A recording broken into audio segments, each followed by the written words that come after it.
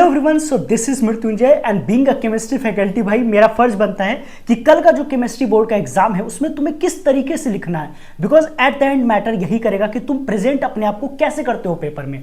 ध्यान रखना, आज टॉपर की आंसर शीट भी मैं दिखाऊंगा कि टॉपर्स आखिर कैसे लिखते हैं, उन्हें इतना ज्यादा नंबर क्यों आता है। एंड बिलीव मी, जो फिजिक्स का बदला है उसे अपने को केमिस्ट्री में जरूर लेना है, तो बिल्कुल एंड तक देखना। बाकी सबसे पहले बात कर लेते हैं, वैसे तो सबको पता ही होगा, लेकिन 3 घंटे का आपका पेपर होना है। टोटल 33 क्वेश्चंस आते हैं, जिसमें से सेक्शन ए जो होगा वो एमसीक्यू होगा, जिसमें से 16 एमसीक्यू होगा, एक एक नंबर का सारा पेपर होगा। सेक्शन बी में 5 शॉर्ट आंसर क्वेश्चन होंगे, 2 नंबर वाले होंगे, उसमें कुछ क्वेश्चंस में इंटरनल चॉइस होता है। सेक्शन सी में 7 शॉर्ट आंसर क्वेश्चन होंगे, 3 मार्क्स के होंगे, उसमें भी कुछ कुछ क्वेश्चन में इंटरनल चॉइस होगा। Section D 2 case based question होगा और यही थोड़ा हार्ड होता है, तो यहां पे तुम्हें ऑल में इंटरनल चॉइस मिलता है। और सेक्शन ई लॉन्ग आंसर वाला जो होता है, 3 क्वेश्चन होते हैं, यहां पे भी तुम्हें मिल जाएंगे भैया ऑल इंटरनल चॉइस। तो ये तो मोटा मोटी पेपर का ओवरव्यू मैंने बता दिया। अब देखो, शुरू के जब 15 मिनट आपको मिलेंगे ना, तो शुरू के 15 मिनट में आपको क्वेश्चंस बहुत ही सावधानी से पढ़ना है। जितने भी पार्ट में इंटरनल चॉइसेस हैं उसमें सिलेक्शन कर लेना है कि कौन सा क्वेश्चन करना है। तो शुरू के 15 मिनट में आपका यही काम होना चाहिए। दूसरी बात, hand writing should be clean. अब मैं ये तो नहीं बोलता कि एक दिन में तुम हैंड राइटिंग सही कर लोगे, लेकिन जितना अच्छे से लिख सकते हो जरूर लिखना। ब्लू पेन से ही लिखना, ये नहीं कि अलग अलग नाला पीला काला सारा कुछ मत करना। एक कलम या मैक्स टू मैक्स कुछ बुलेट पॉइंट्स को अंडरलाइन करना हो तो 2 कलम यूज कर सकते हो। काटा कुटी नहीं करना, अगर कुछ कट करना पड़ जाए तो एक सिंगल लाइन से कट करना है। अटेम्प्ट इन ऑर्डर ए से ई तक ही जाना, जिससे कि एग्जामिनर के लिए आसानी हो सके, है ना। ये नहीं कि ए बनाया देन सी पे चले गए देन डी पे चले गए, तो उससे प्रॉब्लम आता है। भले स्पेस छोड़ दो, बाद में आ जाओ, लेकिन एक ही सीक्वेंस में जाना एग्जामिनर को सहूलियत होता है। अगला, अंडरलाइन कीवर्ड्स, जो भी इंपॉर्टेंट चीजें लगे उसको जरूर अंडरलाइन कर देना। मैं एग्जाम्पल में दिखाऊंगा। एंड अगर कहीं पे डायग्राम है तो उसको पेंसिल से ही बनाना है और नीट एंड क्लीन बनाना है, चाहे वो ग्राफ हो, मॉलिक्यूलर लेवल डायग्राम हो, कुछ भी हो, पेंसिल से करना है। 2.5 घंटे में ट्राई करना पेपर को खत्म करने का।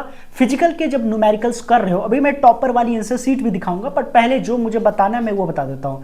फिजिकल में जब भी न्यूमेरिकल करो, ध्यान रखना गिवन जरूर लिखना है, देन फॉर्मूला लिखना है, देन कैलकुलेशन करना, और ध्यान में लास्ट में यूनिट जरूर रखना। बच्चे यूनिट ही नहीं लिखते और वहां पर गलती हो जाती है। थ्योरी वाला पॉइंट है तो अगर मान लो 2 मार्क्स का क्वेश्चन है तो 2 बुलेट पॉइंट लिख दिया, 3 मार्क्स का क्वेश्चन है तो 3 पॉइंट लिख दिया, और कोई भी टर्म्स है तो उसको जरूर अंडरलाइन कर देना है। ऑर्गेनिक में देखो, ध्यान ये रखना कि रिएजेंट नेम है तो उसको जरूर लिखना, कोई भी कंडीशन हो रहा है तो उसको मेंशन करना, कोई रिएक्शन हो रहा है तो जरूर मेंशन करना, कहीं पे कोई इंटरमीडिएट बन रहा है तो उसको भी मेंशन करना, और जहां पे भी डिस्टिंग्विशिंग टेस्ट है ना, वहां पे रिएक्शन को जरूर लिखना, और कन्वर्जन वाले पार्ट में नेमिंग जरूर लिखना। तो फटाफट से मैं तुम्हें दिखाता हूं कि टॉपर्स का जो आंसर शीट है वो कैसा दिखता है। तो देखो, इस तरीके से तुम्हारा क्वेश्चन पेपर दिख रहा है। अब देखो, एमसीक्यू वाले पार्ट में जब सेक्शन ए में लिखते हो ना, तुम चाहो तो सिर्फ सिंपल ए भी लिख सकते हो। जैसे ए इंक्रीज लिखा है ना, तो अगर तुम्हारे पास टाइम बचता है तो ए इंक्रीज लिखो, अगर टाइम नहीं बचता है तो ए भी ऐसे भी लिखोगे तो काम चल जाएगा। तो ये एमसीक्यू वाला पार्ट हो गया।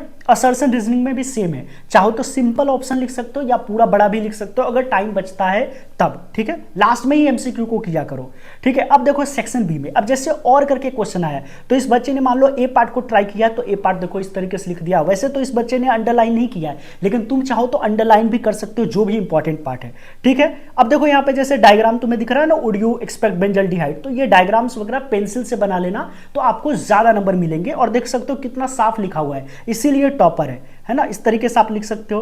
कोई भी चीज को मेंशन करना है तो जरूर मेंशन करो, ठीक है। जैसे मैं तुम्हें दिखाता हूं एक क्वेश्चन न्यूमेरिकल का भी दिखाता हूं। जैसे देखो यहाँ पे 24 number question, a certain reaction is 50% complete, तो अपन ने टी हाफ लिख दिया, K1 K2 इस तरीके से लिख दिया, लॉग पूरा कैलकुलेशन किया, और लास्ट में देखो एकदम यूनिट के साथ लिखा है। अगर आप यूनिट के साथ लिखोगे तो आपको पूरा का पूरा नंबर मिलेगा। चाहो तो लास्ट में जो भी आंसर आया तो उसको बॉक्स में भी बंद कर सकते हैं ना, इस तरीके से। देखो रिएक्शन वगैरह है तो अच्छे से बना लेना पेंसिल से, ठीक है। मैं एक आइडिया दे रहा हूं किस तरीके से लिखना है, ठीक है। यहाँ पे आप देख सकते हो, यहाँ पे देखो, यहाँ पे भी वही सब एग्जैक्टली उसी पैटर्न में है, ठीक है। आप यहाँ पे भी देख सकते हो आंसर शीट वगैरह। अगेन एनोड का रिएक्शन है तो एनोड लिखा है कि कैथोड पे क्या हो रहा है, देन ई सेल क्या होगा, वोल्टेज लिखा है। यूनिट बहुत ज्यादा इंपॉर्टेंट है इन सब चीजों में। अगर कोई क्वेश्चन ऐसे जैसे एसिटिक एसिड का है तो इसने लिखा है एनोड पे रिएक्शन, कैथोड पे रिएक्शन, तो इस तरीके से लिखना है। अब जैसे ये वाला है कि लो स्पिन क्या होता है तो यहाँ पे लिख दिया। अब लेकिन इस सब चीजों में ना अंडरलाइन कर दोगे ना तो बहुत ज्यादा इजी हो जाएगा एग्जामिनर के लिए चेकआउट करना, ठीक है। अब देखो लास्ट वाला जो कन्वर्जन वाला पार्ट होता है, तो इसमें ए क्या है, बी क्या है, सी क्या है, इस तरीके से जरूर लिखना है, ठीक है। तो ये मैंने आपको दिखा दिया कि टॉपर किस तरीके से लिखते हैं। लास्ट में मैं बस इतना ही बोलूंगा, कॉन्फिडेंट रहना है, पेपर आसान ही आएगा। अब पेपर हार्ड आता है, इजी आता है, वो तो हम एग्जाम के बाद रिव्यू कर ही लेंगे, लेकिन हार्ड भी आएगा तो लीनियंट चेकिंग जरूर होगी। बट अपना आपा नहीं खोना है, पेपर को किसी भी हालत में 2.5 घंटे में खत्म करना है और पेपर को अच्छे से लिखना है। Presentation should be very important, कोई भी क्वेश्चन को छोड़ना नहीं है, जो आता है वही लिख करके आना। बाकी कमेंट सेक्शन में बताओ कि तुम कितना ज्यादा प्रिपेयर्ड हो। एंड चैनल पे नहीं हो तो सब्सक्राइब कर लो, काउंसलिंग वाला ग्रुप जरूर ज्वाइन कर लेना, जिससे मैथ की भी चीट शीट आपको टाइम पे मिल सके। And all set.